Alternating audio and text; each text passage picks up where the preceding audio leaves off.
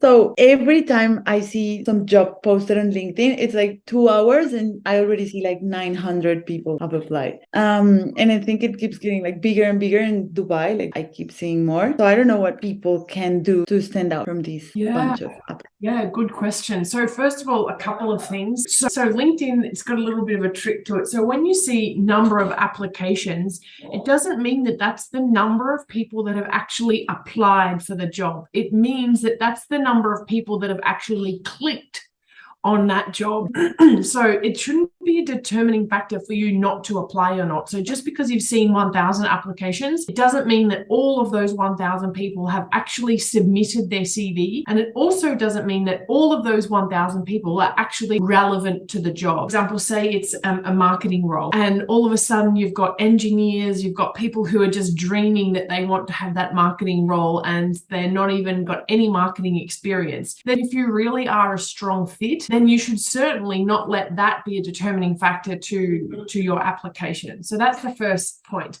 Second, and I'll touch on three. Second of all, there is an ATS, an applicant tracking software system, that will review your LinkedIn profile, which is why it's really important to be having a look at your overall job spec. So your title, the keywords that are relevant. So you can use ChatGPT, you can use the AI tools to find out what keywords are relevant for my job title and ensure that your LinkedIn profile has got those keywords in it. It's really important as well that you're applying in PDF format, because what happens is when you apply for the position, you send your resume in LinkedIn in Word, upload it to the platform. The recruiter then has to download the Word document, save it to their computer and open it. They cannot visually see this CV. If you apply in PDF, then the program will automatically pull out that PDF document onto the platform so the recruiter can visualize it on the platform and not have to download anything. So you can stand out a lot more if you've got a PDF document. Okay, perfect. About the GPT, I think it's really useful. And I think it also works for your CV. Yeah, it does. Yeah. So if you prompt it correctly, so for example, make sure that you've got relevant keywords for a marketing manager or for a sales director, whatever job title that you go for, you need to make sure that you're prompting the GTP correctly so that then it gives the right output. What about when you went through this first filter of like sending your CV and stuff, and then someone calls you? Like, is there something that you can do to stand out? I think it's important, first of all, that you have a tracker, because all of a sudden, if you get a phone call and they say, we'd like to interview for this job, and you've applied for so many jobs, you can't even remember which one it is. You want to make sure, first of all, what is the job description that you're being called about, what job title it is, and then obviously when you're explaining a brief introduction about yourself, that you're introducing yourself relevant to that job description. So for example, if it is, again, I'll go back to marketing, there's an aspect for digital marketing. When you introduce yourself, you want to talk about the fact that you're really strong with digital marketing and those relevant skill sets. Whereas if you're being interviewed about a sales role, you want to talk about the sales skills in your introduction. So you're introducing yourself specific to the job that you applied to. Makes total sense. What are then, just in general, but like some good practices people can do to find a job in Dubai? Good question. So Dubai, obviously there's a lot of job seekers, and I totally get that. But to be able to stand out, you need to make sure that you're maximizing LinkedIn. So it's the #1 platform in the UAE. However, don't forget that it's not the only one. So you definitely need to have a strong presence on there. You need to find out who are the hiring managers within your target companies, who are the HR or talent acquisition representatives, and of course, what target companies are you really trying to get your foot in the door? So what we would recommend is you have a list of, say, a top 20 companies and say, right, this is who I'm really wanting to get an interview with. Who do I need to connect with? And finally, don't limit yourself. So yes, LinkedIn is great, but go have a look. Is there company websites that have got their own job portals on their own website? Because sometimes they're advertising not on LinkedIn. So you can go to the company portal and find out, can you register yourself there? In terms of when you are contacting a hiring manager? What are some do's and don'ts? Yeah, cool. So I guess from my experience, and obviously I'm recruiting myself, so I've got first-hand experience as a recruiter, as well as someone who's writing their resumes and helping job searching strategists. The number one thing I don't want you guys to do is write an email that's like this long that I have to scroll through to try and, find out what you're good at. Just keep it short, like, maybe 4 or 5 lines, your name, what you're experiencing, or your university degree, if that's something that's new or relevant. What skill sets can you bring to the table? You don't need to hear the whole life story, all across your career. So keeping the email short and to the point. And what job are you actually interested in? Because sometimes companies are advertising maybe 5 different jobs. And if you say, "Hi, Trisha, I'm wanting to know what job is relevant for my skill set," I don't know you. So make sure that you let me know what job are you specifically targeting so that I can cross-check you versus the job description. And probably finally, attach the CV or your LinkedIn profile in the email. I need somewhere to be able to review your profile itself. What are some things that are relevant when you're applying to a job in Dubai? And I'll give you an example.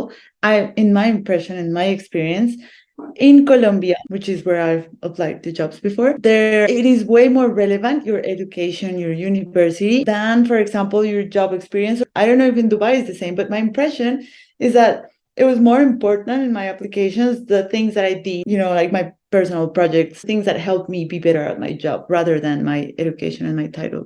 So I guess these days, a lot of employers are looking at your unique selling proposition. So what can you bring to the table that will be able to enhance the business? So certainly degrees are important. I'm not denying that. And most job descriptions mandate a degree. However, it's more important to highlight your achievements. So what impacts have you had to the business, whether that is in the form of budget enhancements, KPI advancements, sales figures that you have, supported the growth, and then listing those achievements in bullet point form, unless that you've completed maybe like a PMP or a master's or PhD relatively fresh, like the last, maybe 2, 3, maximum 5 years, you can bring that to the top of the document. But otherwise, certainly your value in terms of quantified metrics is more important than the degree that you completed 10 years ago. The jobs that are in demand in Dubai lately, what is the thing you see the most, the position? Yeah, good question. So I'll touch on 2 aspects. So at the moment, the real estate industry is through the roof. It's probably at the same levels that it was back from 2014 when there was a bit of a boom there. So anything to do with real estate, such as sales, digital marketing, real estate agents, these sort of roles within that sector are in high demand. A lot of locals are starting their own business. They're trying to get a foot in the door and capitalizing on the real estate boom.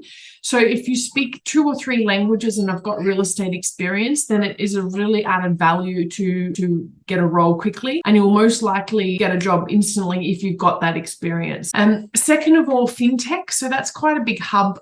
Dubai is a hub for the fintech and innovation, and it's probably as a result of migrants coming. So a lot of Russians and Ukraine have tried to sort of escape that difficult situation that they're in, and there's an opportunity in Dubai being in a neutral territory. So there's a lot more accessible money, and therefore businesses are trying to put on roles that will grow their business. I do get this question a lot about like technology. So maybe I get like website developers, software engineers, like how's that? Not so much, but definitely like JavaScript, programming, these sorts of skill sets are in demand, I guess, because there's a lot of AI around. So people are now trying to build up their own websites, their own platform to accommodate with, being forward thinking. So definitely there's a lot, more so at the middle level management rather than at the director level roles. But definitely, if you're looking for a salary of around probably between 10 and 20 or 12 and 25,000 dirham, then there's a lot of roles in that aspect.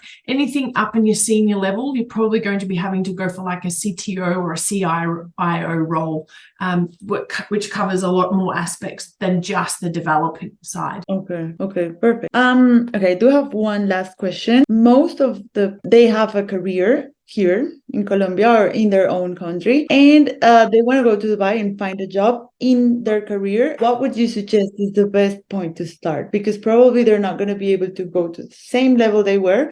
So what would be like a smart way to start? Yeah, cool. Okay, so there's a couple of different ways, but maybe I'll advise on one.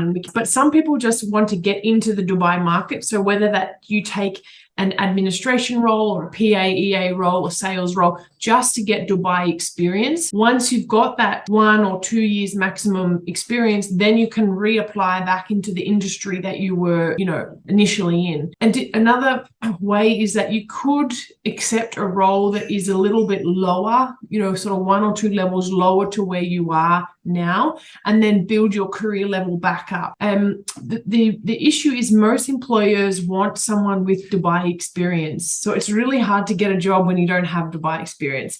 That's why a lot of people accept any job just to get the Dubai exposure and then apply elsewhere once you've got that.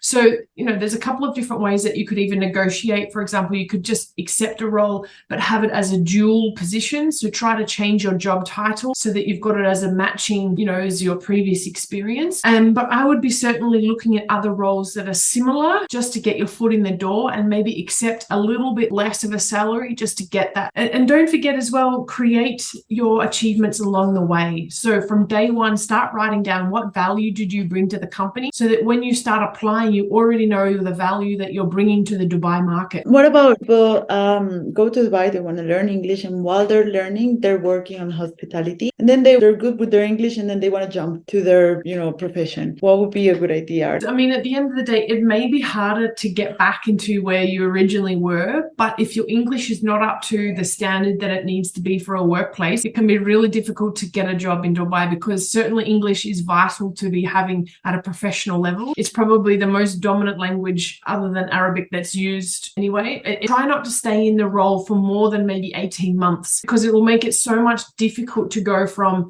your career, hospitality, and then back to your original career. Is there any way they can leverage this experience in when they go to their career? I don't know, just saying, oh, I talk to people from a lot of countries, I should have experience on that or something. Yeah, just try and take on extended tasks. So for example, maybe you're going from IT and then to get a job in hospitality just to get a foot in the door in Dubai market. Ask the manager, is there any type of extended IT tasks that I can do that you're not losing the skill sets? And on your CV, you can still put, maybe hospitality manager or front office manager / IT support. So when you're applying to the next role in the future, you've still got your IT background back home, and then you've got the experience of the IT in the new role that you've accepted. So it's right. You get my point. This transition is, a little bit easier. Yeah. Heard a lot of things about fines. So there are some employers that, someone wants to quit and they say, like, just, you have to pay me. It's on the contract. I never know what to say. I don't know if that's legal or not. Yeah, cool. Yeah. I'm assuming this might have been a little while ago. I don't know exact time frame, but there's been new UAE labor laws that have been introduced. So if you break your contract, so now there's a fixed term contract. So it's a 3-year fixed contract that you've got, and there's a probation period of 6 months. So if you break that, you may need to pay, and again, it would be based off contract per contract.